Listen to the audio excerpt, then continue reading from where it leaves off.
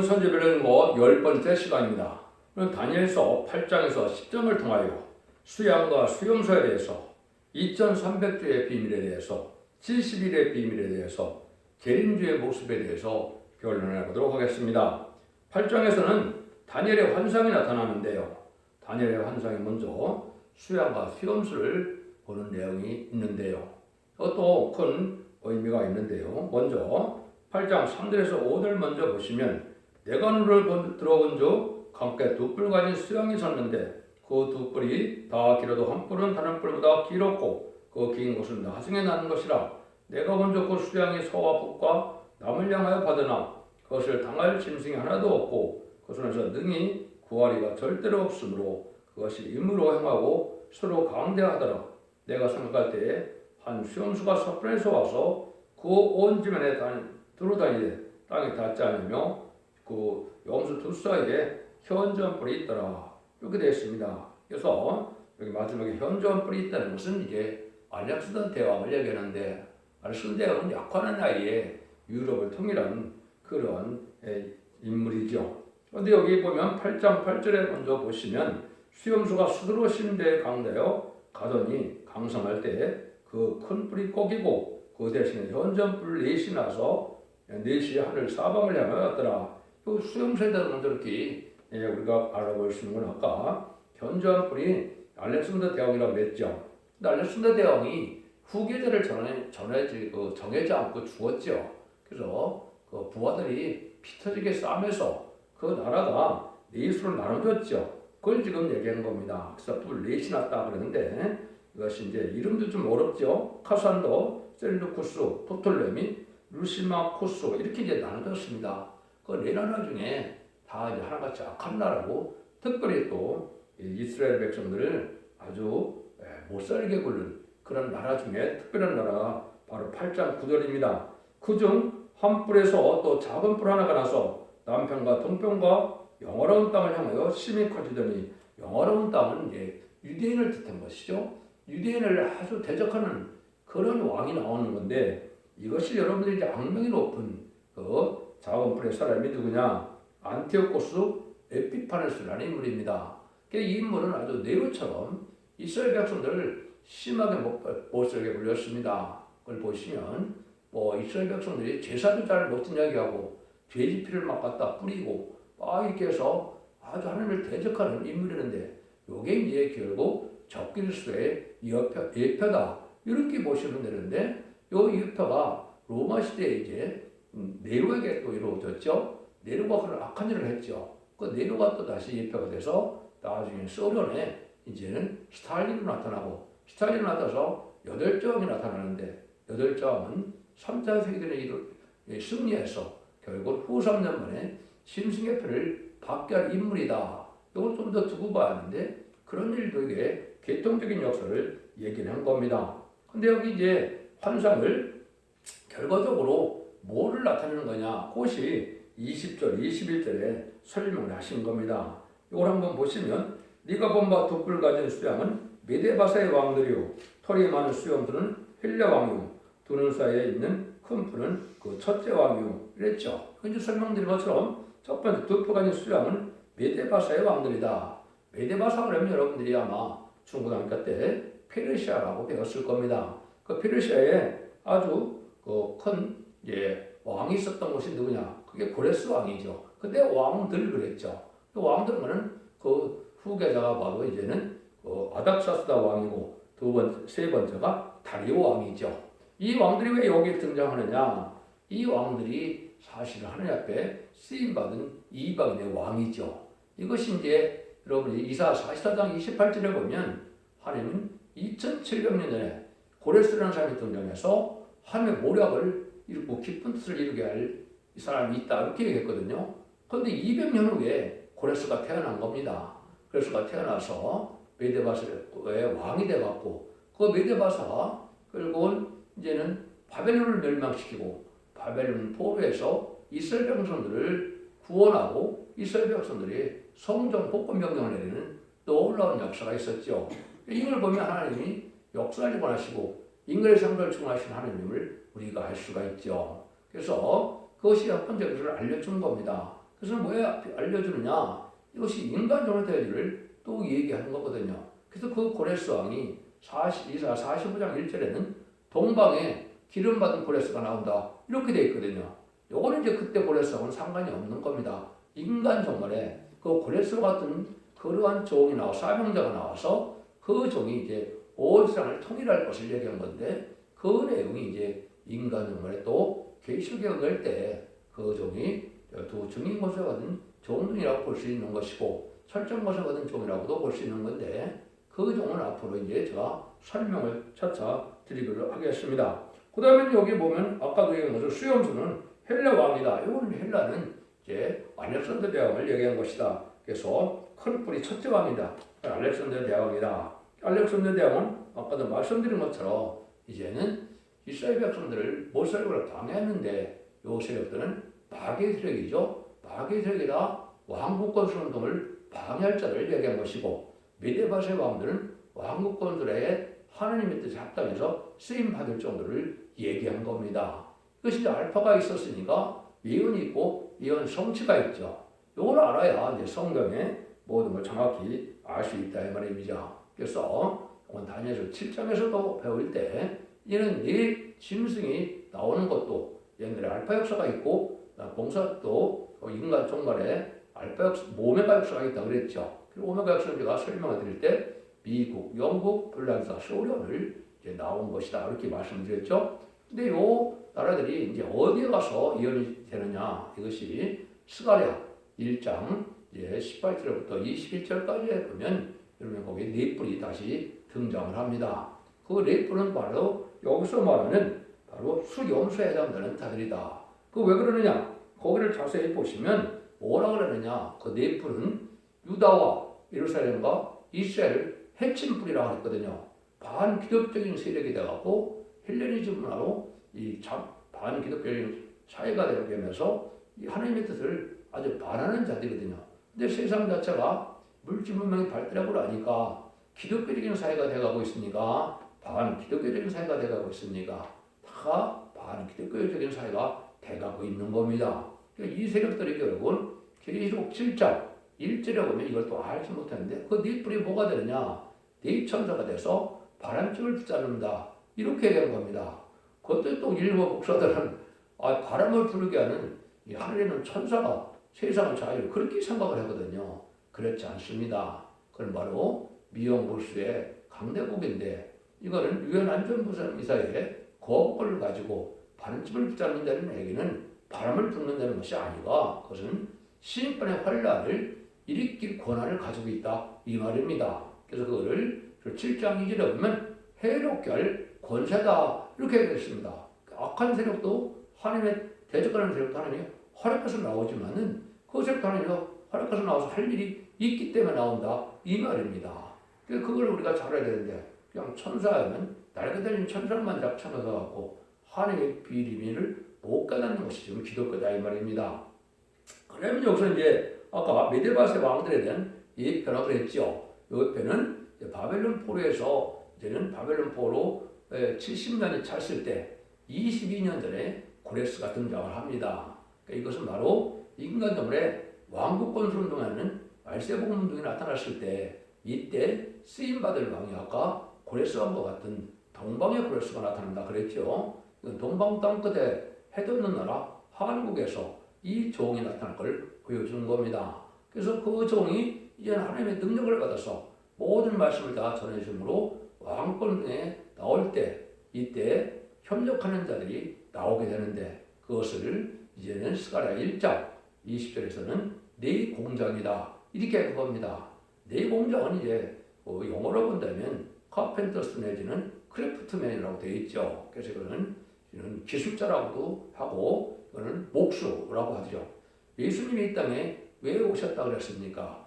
이사야 9장 6절 7절 보면 한 아기로운 예수님은 다윗에 위에 앉아서 나를 굳건히 세운다 이렇게 나오거든요. 왕국권대로 예수님은 오신 겁니다. 근데 사명을 그걸 누가 합니까? 말세 사명자가 하게 되는 거죠. 그 말세 사명자들이 바로 네 공장이다 이 말입니다. 예수님처럼 같은 목수인데 왕권은 사명인데 이것은 성구적인 정도를 얘기한 것이고 그것이 이제 계시록 7장 2절에 보면 다른 천사다 이렇게 하는 겁니다. 하나님의 비밀로 얘기를 하기 때문에 다른 천사는 말을 쓰는 겁니다.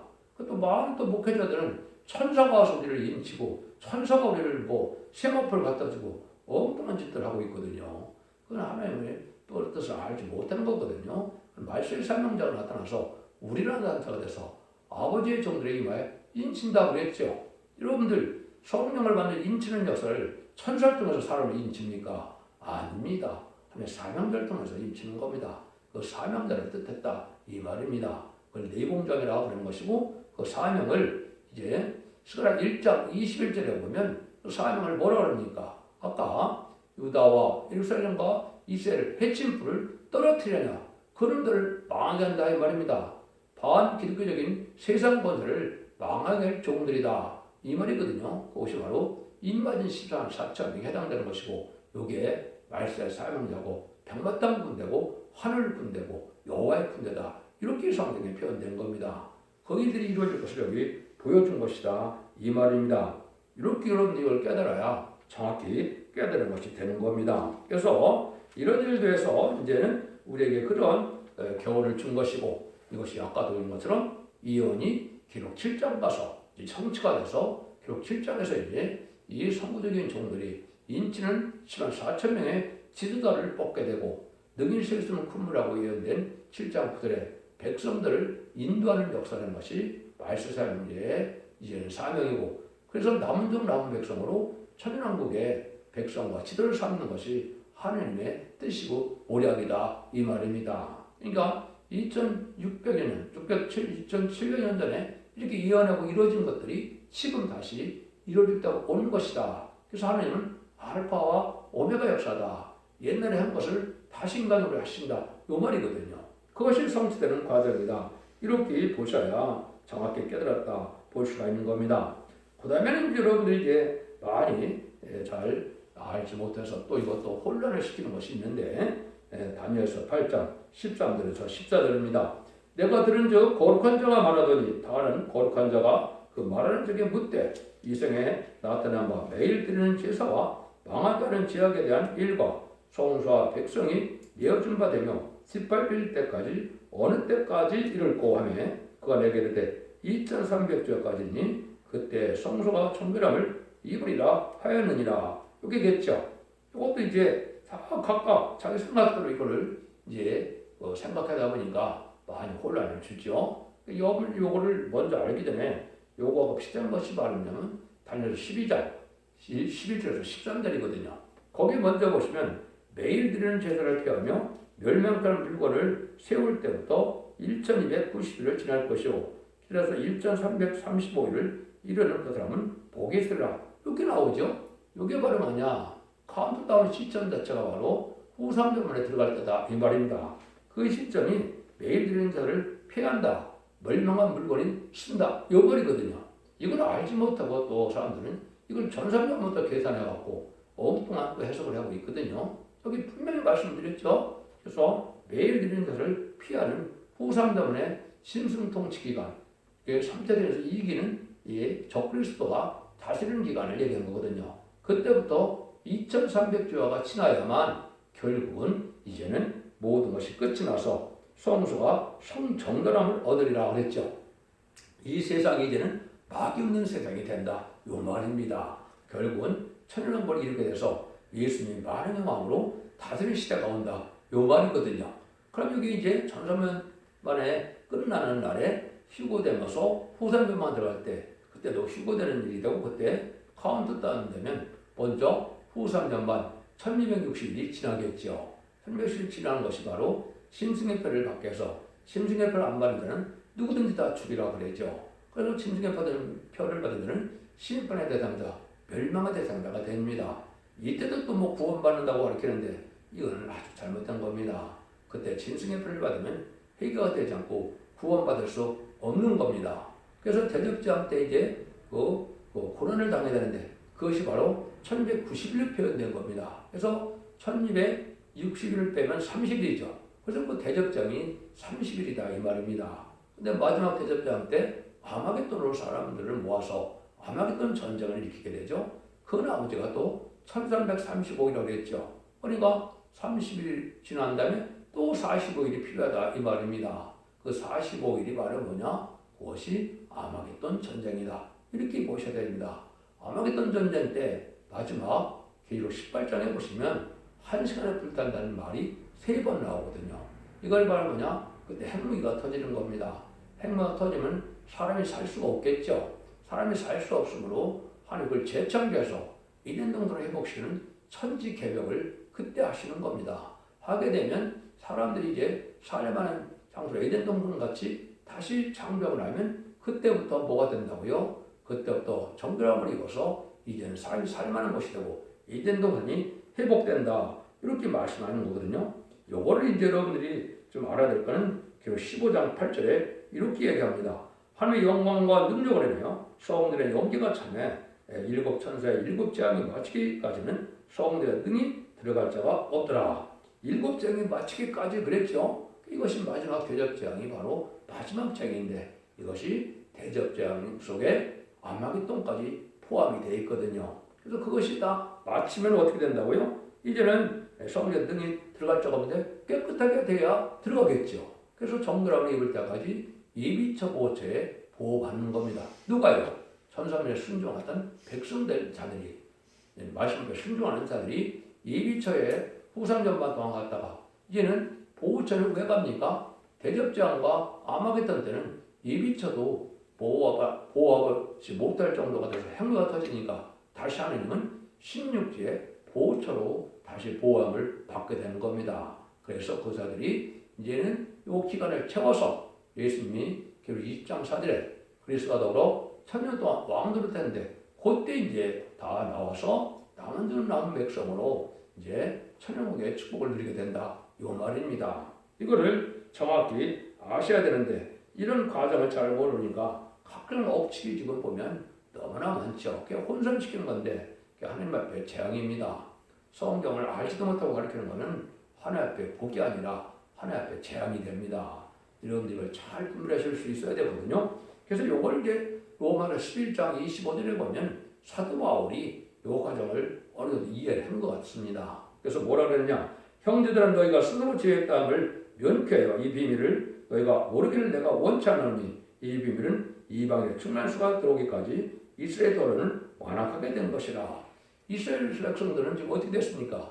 유해를 십자가 못 박힌 죄로 나라가 없는 1800여 년 동안 나라가 없었죠. 그래서 지금 1948년 50대 나라는 이루어졌지만 아직도 예수 믿고 중생받은 자가 많이 있을까요? 없을까요? 별로 없죠. 근데 이 자들이 언제까지 완악하냐? 이번에 충만수가 찬다. 그것이 시소한 4,000명이 차면 그때 회개를 하게 된다. 이 말입니다. 그래서 회개하는 자들 예비체 갖다가 세세 백성이 된다. 이 말입니다. 이거 엉뚱하게 지금 기독교는 뭡니까? 제3성전을 지어서 다시 유대인 중심으로 해서 양자권 수담는 시대가 오는 것처럼 얘기를 했는데 그건 엉뚱한 얘기 아닙니까? 예수님이 그 십자가의 고난 고통을 왜 당하셨습니까? 우리 죄를 영원히 사하려고 당했는데 다시 양자권 수담는 시대가 되냐? 이 말입니다. 이렇게 가르치고 있거든요.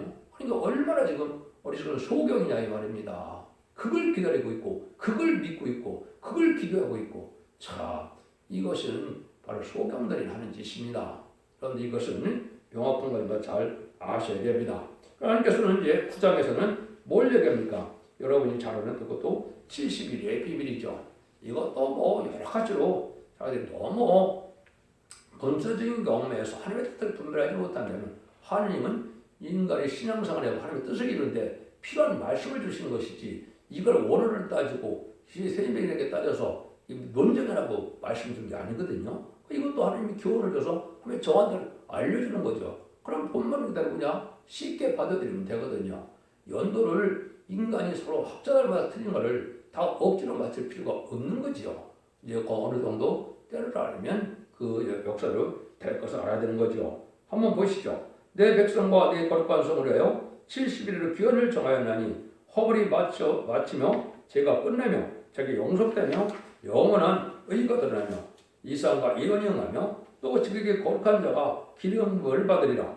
그러므로 너는 깨달아 알지니라. 예루살렘에 진군하는 영이 날 때부터 기름 부음을 받은 자, 그 왕이 일어나기까지 7일에와 한 7일에 62일에가 지날 것이요. 그때 고난 동안의 성이 증거인데요. 거리와 해저가 이룰 것이며 62일에 후에 기름 받은 자가 끊어져 없어질 것이며 이렇게 얘기했죠. 이걸 여러분이 아까도 말씀드린 것처럼 바벨론 포로에 잡혀갔을 때 하나님은 미리 고레스를 왕을 등장해서 하나님을 이루겠다고 이자 44장 28절에 예언을 해놨거든요. 그 말씀대로 그 바벨론 70년 차기 한 20년 전에 하나님이 고레스에게 이제 명령을 내린 겁니다. 그래서 이제 20년 정도 걸려서 성전 복구 역사가 왔던 거죠. 물론 중간에 15년 가까이 이제 성전이 이제 중단이 되기도 했죠. 그중 다리오 왕이 강권적인 역사로 권리의 역사로 성전을 복구돼서 정확히 70년 만에 성전이 복구된 일이 있었죠. 이거는 이제 하나님이 말씀해서 이스라엘에 대한 육족 유대에 대한 이제 정한 기간을 얘기한 것이죠. 그 영이 난 날부터 얼마가 지났다고요? 한일회라입니다. 근데 한일회는 지금 뭡니까? 한일회는 7일이죠. 근데 7일에는 바로 7, 49, 49년이거든요. 49년이 들어간다 이 말이거든요. 71회 중에 이제는 그러면 여기 또 무슨 일회가 있어요? 62일회가 있죠. 62일회가 있으니까 62일회가 이제는 몇 년입니까? 이걸 보면 434년이 되겠죠. 49년과 이게 그 기간인데. 근데 이때 뭐라고 그럽니까? 이제 중건이 되고 났는데 기름 받은 자가 나온다 이 말이죠. 기름 받은 자가 누굽니까? 예수 그리스도가 기름 받았다는 뜻이죠. 기름 받았다 그랬죠. 예수님이 와서 이제는 이 땅에 뭘 하게 되는 겁니까? 이제는 그 복음 운동을 해서 이제 은혜 시대의 역사가 진행되는데 그 기름 받은 자가 여기 끊어진다 그랬죠. 끊어져서 62일에를 가게 되는데 이것이 이제 결국은 정한 때 가서 예수님이 이 땅에 왕이 오시고 예루살렘에 오셔서 나겠다고 온 때까지 기록 12장 12절에 또 스가랴 9장 9절에 그 왕이 겸손한 왕이 나겠다고 온다 그랬죠. 그것이 응해졌다 이 말입니다. 그런데 벼로 미치렀다가 그 금요일날 다시 못 밖에 들어가시죠. 그러니까 여기 뭐라 그래요? 이제는 기름 받은 자가 끊어졌다 이 말입니다. 그래서 끊어졌으니까 사실 끊어진 거죠. 예수님이 못 받고 죽었으니까. 그때부터 이제는 뭡니까? 이방인의 때가 온다 이 말입니다. 이방인의 때가 온 것이 뭡니까? 마가다락방에 성심 강림에서 이방인들이 예수 믿고 등장받아서 구원받는 역사가 진행됐다 이 말입니다. 그 기간을 우리가 알 수 없는 기간이다 이 말입니다. 그래서 마지막 한일회만 남겨준 때가 왔는데 마지막 한일회가 들어갈 날이 가까우는데 그것이 바로 기록 12장에 전 3년 반, 후 3년 만이 된다 이 말입니다. 근데 그 연도가 다 합쳐서 이제는 전 3년에 들어갈 날이 가깝기 때문에 계시록 11장 3절에 두 중에게 권세 들으니 1261장 예언하리라고 했죠. 그 천삼년이 시작되는 겁니다. 그날이 임박하다 이 말입니다. 그때 순종치 않은 자들은 후 3년에 빠지는데 그 13장처럼 3절에 이겼던 이 적그리스도가 신세계 표를 받게 하는 것이 후 3년 만이다 이 말입니다. 그 한일회가 차죠. 한일회가 차고 나면 이제 아까 하면 심판 후에 재창조해서 천왕국에 들어간다 이 말입니다. 이걸 알려주는 거거든요. 그런데 각종 억수간 얘기를 해갖고 혼란을 지금 걷다고 있거든요. 기독교가. 그게 무슨 적입니까? 아무 소용 없는 얘기죠. 성경적으로 하나님이 그냥 하나님의 섭리 속에 이렇게 이루어가는 것을 그래서 우리가 그런 때가 오고 있거나 이렇게 얘기 들어야 우리가 유익이 되는 거죠. 성경은 그걸 알려주는 것이지 이걸 갖고 뭘 따져갖고 될 일이 아니거든요.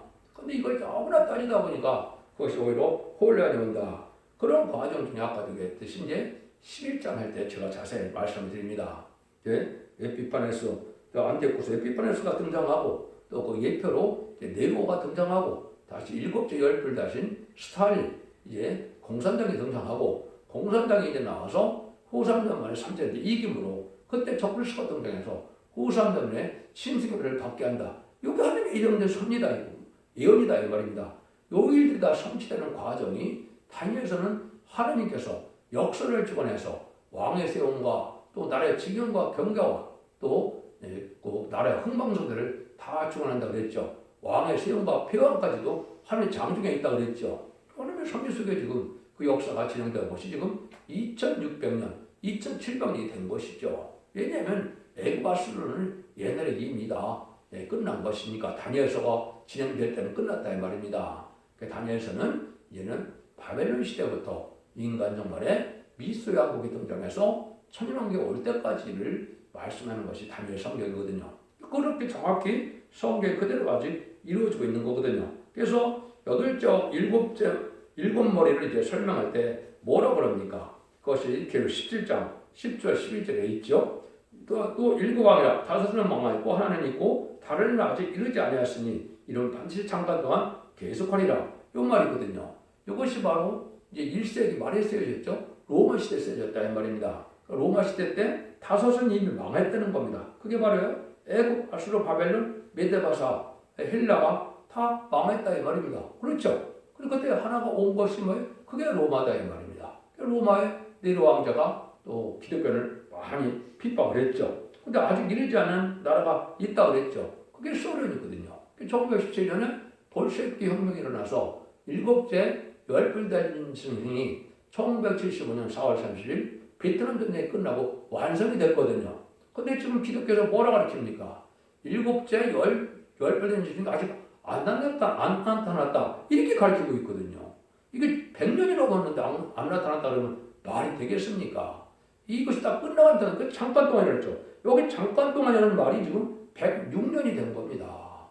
그 하나님의 섭리는 그렇게 진행이 되는 거거든요. 그래서 마지막 한 일회가 시작될 때가 임박하다 이 말이거든요. 그래서 이것이 여덟째 왕이다 이 말입니다. 근데 일곱째 속했다 그랬죠. 같은 공산당이다 이 말입니다. 공산당 자체가 하나님이 허락받아 나온 마귀의 세력이거든요. 그 마귀의 세력이 들었으면 왔다. 마귀가 전멸당하는 것이 언제요? 그게 아마겟돈이거든요. 그때 공산당이 이 땅에 없어지는 거거든요. 그것이 모든 성경의 말씀입니다. 이렇게 볼 수 있는 거죠. 10장에서는 이제 다른 것보다도 다시 재림의 주님이 어떤 모습을 올 것이냐 이걸 조금 보여드리죠. 10장 4절 5절입니다. 그때 내가 눈을 들어본 즉 한 사람이 생바옷을 입고 허리에는 우바스 정금을 띄었고 그 몸은 황옥 같고 얼굴은 번백빛 같고 그는 햇빛 같고 그 팔과 발은 빛난 수석과 같고 녹과 같고 말씀은 물 위에 소리와 같더라. 재림의 주를 지금 말씀하시는 겁니다. 그러니까 이런 재림의 주가 오시는 모습이 이제 여러분이 마태복음 17장에 보면 변화산성에서 그걸 보죠. 야고보와 요한과 베드로가 변화산성에 올라갔는데 변화산성에 예수님이 만행의 왕으로 변화가 되고 모세와 엘리야가 나타났죠. 그 죽은 자와 같이 됐죠. 그 세 제자가요.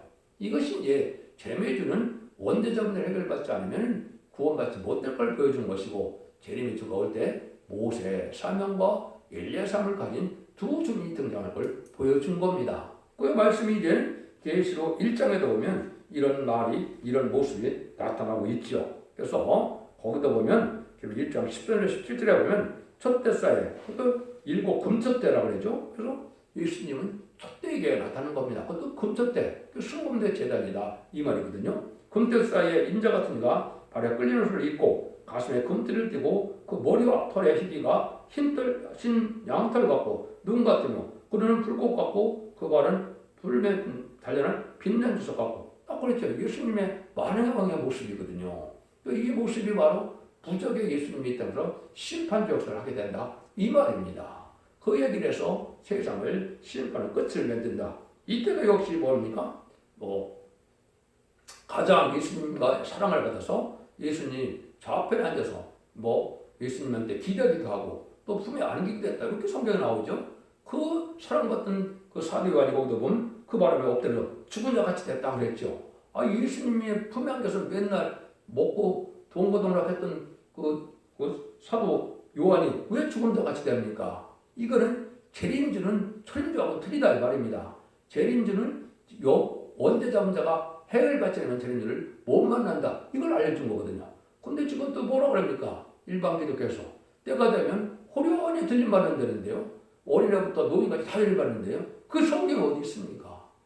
정신이 나간 소리입니다. 그게 바로 원죄자분들 해결받는 완전 변의 역사를 믿고 순종함으로 회개해서 말씀을 예언으로서 지켜야 원죄자분들 해결받아서 심리 영접할 수 있는 그 복음이 바로 지금 전하는 말세 복음이고 그것이 이혼적 계시록을 알아야 새 시대에 갈 수 있다 이 말이고 제레미야를 영접할 수 있다 이 말입니다. 여러분들이 이걸 반드시 배우셔야 되고 안 배워갖고는 제레미야를 영접할 수 없는 겁니다. 그래서 그 내용을 지금 다 말씀을 드릴 수는 없고 대충해서 말씀을 드리는데 여러분들이 모든 예언서 계시록을 지금 다 밝히고 있으니까 이 예언서 계시록을 잘 믿고 순종해야 말씀의 칼이 돼서 흑암을 뚫게 되고 또 등불 준비, 기름 준비, 이제 생업 준비를 해서 제일 영접할 신앙 준비가 있어야 제일 영접할 수 있다 이 말입니다.